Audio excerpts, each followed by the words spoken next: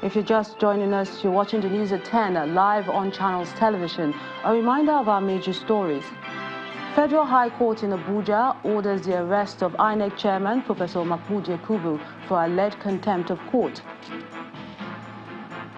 Appeal Court nullifies the judgment of the Federal High Court dismissing the National Assembly's election reordering bill for lack of jurisdiction.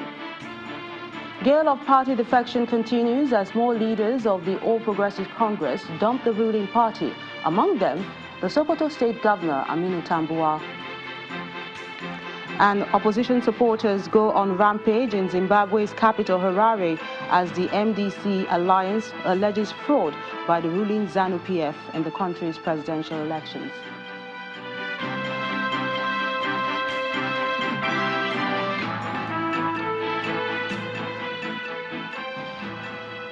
ChannelsTV.com has more information for you, and on youtube.com/channelsweb you can see our videos. You can also watch us on your mobile device via your browser or download the Channels TV app for Android, iOS and Windows devices from their respective stores.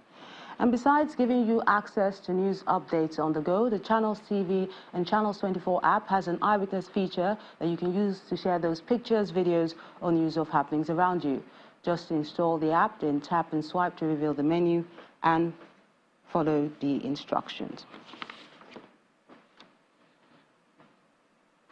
The People's Democratic Party is accusing the federal government of politicizing the nation's security and compromising the lives and safety of Nigerians by deploying heavily armed security operatives to Benue State for what it is perceived to be a political vendetta.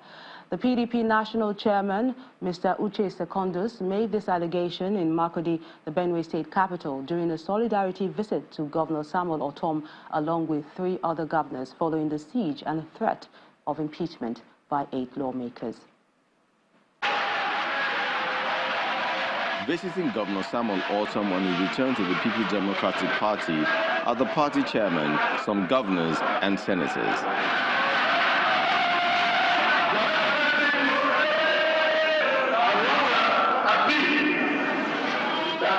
The party chairman and the governor of Bayelsa State take swipes at the lawmakers of the All Progressive Congress for their perceived attack on Governor Ortom.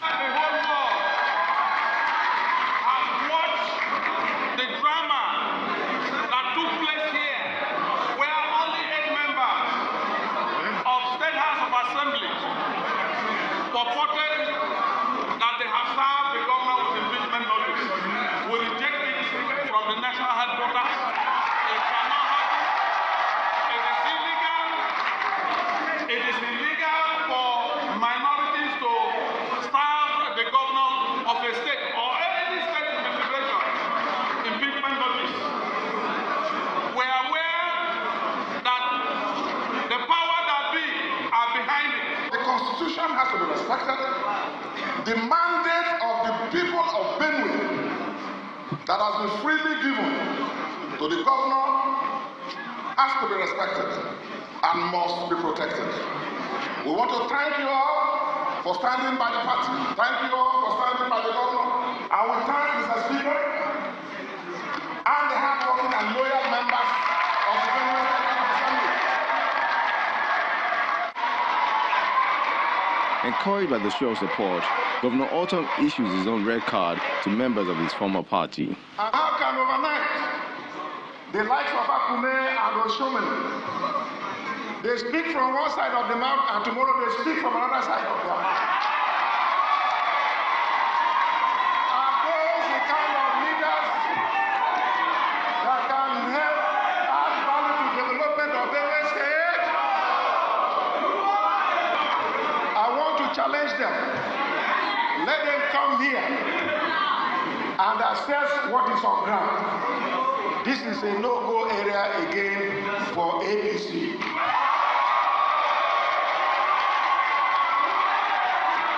With all the defections and impeachments going on, it's safe to say that the political atmosphere in Nigeria as the 2019 elections approaches is getting more interesting by the day.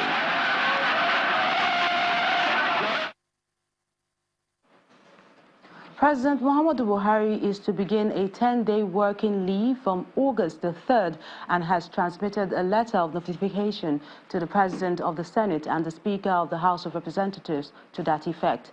This is in compliance with Section 145, subsection 1 of the 1999 Constitution. While on leave, the Vice President will work in acting capacity as President. The President will be spending his holiday in London. In the meantime, President Buhari took time out to visit his campaign office in Abuja this evening, and he says he's satisfied with the level of work done on the building. And the same building has served as his campaign headquarters for the 2015 elections. Meanwhile, the president also played host to President Adama Barrow of the Gambia at the State House in Abuja today. And he told his Gambian counterpart that development is usually the first casualty in an unstable polity, and that when a country is not stable, a lot of money is spent on security. President Buhari explains that the money that should have gone into education, infrastructure, and generating employment for the people, especially the youth, are usually spent to secure the nation's territorial integrity. President Barrow is in Nigeria on an official visit to thank President Buhari for his support for the Gambia during its path to return to democracy. President Buhari also congratulated President Barrow for stabilizing the Gambia following his victory at the presidential elections in December 2016. The defection continues in Kwara State. 23 out of 24 members of the State House of Assembly has moved to the People's Democratic Party from the All Progressives Congress. The Speaker, Dr. Ali Ahmad, who made the announcement, cited the emergence of a cabal, lack of respect for rule of law, and harassment as some of the factors responsible for this decision. Honorable members of the Kwara State House of Assembly wish to put on the record of the House that in exercise of our constitutional right as provided in the proviso to Section 1 to Section 68(1)G of the Constitution of the Federal Republic of Nigeria as amended, we hereby renounce our membership of the All Progressive Congress and now become members of the People's Democratic Party.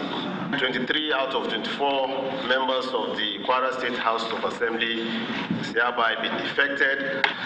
Unarguably, the intrigues and power play that backed the long-drawn legal battle with key members of the party over phantom allegations, coupled with arbitrary use of government institutions such as police and anti-corruption agencies for harassment and intimidation of perceived opponents of people in power since APC assumed power has dealt heavy blow to governance. This act of illegality has turned the once great Nigeria to object of ridicule among Committee of Nations. The president is currently meeting with APC governors at the presidential villa in Abuja. The agenda of the meeting has not been made known, but it may not be unconnected with the gale of defections in the party. The governors of Zamfara, Ondo, Nasarawa, and Edo State are said to be absent at the meeting with the governors. And the spokesperson of the All Progressives Congress, Mr. Bolaji Abdullahi, has resigned his position and left the party. The official announcement comes a day after his former principal, the Senate President, and the governor of his home state dumped the APC. Mr. Abdullahi, whose exit from the APC has been a subject of speculation for some time now, accused the party leadership of undermining his office. He says, and I quote, "In a situation whereby my loyalty is constantly brought into question, my subordinates deployed to subvert my office, and my views constantly second-guessed on the basis of my political affiliation, it has become imperative for me to review my position." He explains that he cannot continue to function as the APC spokesperson whose expectations is incompatible with his personal principles. And in the meantime, the Rivers State Governor, Nyesom Wike, has denied being a factor influencing the gale of defections in the country.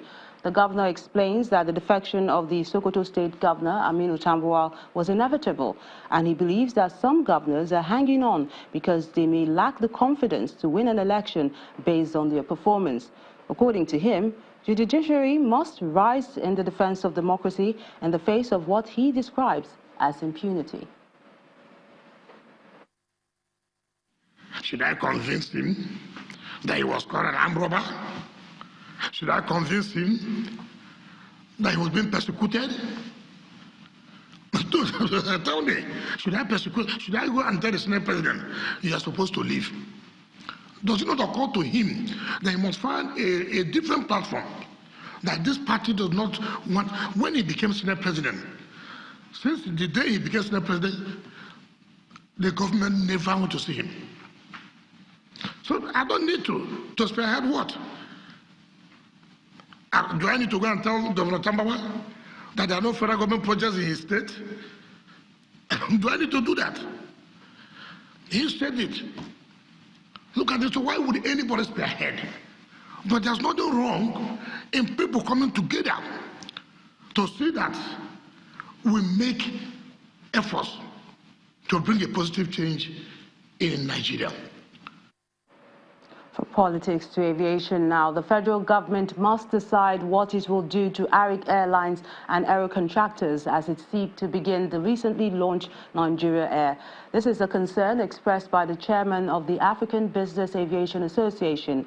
Mr. Nick Faduba believes the Ministry of Aviation has to break down the operational plans of the new carrier to stakeholders in Nigeria.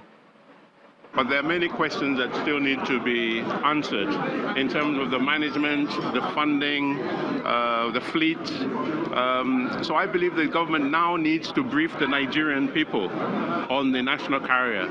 Rather than doing it abroad, we need to come home, explain to the whole nation what is the concept. More importantly, I'm interested in how does the national carrier interface with all the other airlines in Nigeria. Because remember that the government is a de facto owner of two other airlines, Arik and Aero. So this is the first time I've seen one government own three airlines. So the government needs to coordinate its airline strategy in terms of moving forward. Let's move to Anambra State now, where residents of Idemili North local government area can now heave a sigh of relief as the state government has commenced work on some erosion-prone areas. The order for work to begin was given by the state governor, Willie Obiano, to avoid further destruction and any form of casualty. The LGA chairman, Mr. Raphael Nabuife, also warned the residents against blocking waterways. As the rainy seasons return, residents in Anambra State have had both good, bad and ugly experiences. Along the Mbuka-Obosi axis of the Onitsha-Owerri Expressway, no erosion is experienced here, but as a precaution, work has begun on sand filling, scooping and clearing of drainage systems. However, as one moves into the Awada-Obosi and Mbemena axis, a densely populated area, the story is different and residents lament degradation. While the residents say the contracting firm has questions to answer, the local government chairman thinks otherwise. Here is good. It has been fine. It's just that the gallops has been here and the government decided to do it for us. But the issue is that I don't know whether I will say that the material they are using to do it is not fine. And since our governor is doing everything possible to do it, they should give us what our governor is giving to us. The state government is already on the right step to take care of this. The governor has set up a committee that is handling this. As you can see, it's an ongoing project. Except that I have to plead with the people of this area to ensure that they don't dump refuse on the drainage lines. On the heels of the disaster, the state governor gives an order for palliative work to commence to secure the soil from further breakdown. We were happy when we saw construction workers and they said the governor has awarded this road. But then along the line, we find out that the contractor is doing a substandard work because this is one of the major roads in this part of town. This is not the only road we have worked. We have worked so many roads in Anambra State, satisfactory, done, and they are still very much okay. So let us not go back and start blaming or abusing anybody. The state's Commissioner for Environment is there to inspect the ongoing project. Since the very first day we got this, we have all been, this is probably the third time we're coming here. This case just to make sure that the contractor has moved back to the site to try to remedy things with NEMA visiting to see things for themselves. Devastation from erosion has become a recurring decimal in parts of Idemili North local government area. The latest is that of Oduman layout, where gullies are reported to have swallowed up houses. With government intervention, the area has changed totally, and the government promises that Ngbemena will soon experience the same turnaround. When the News at 10 returns, Bureau of Public Enterprises commences review of all Nigerian ports concession agreements signed between the federal government and the private sector in 2006. That's on Business News. Join us again.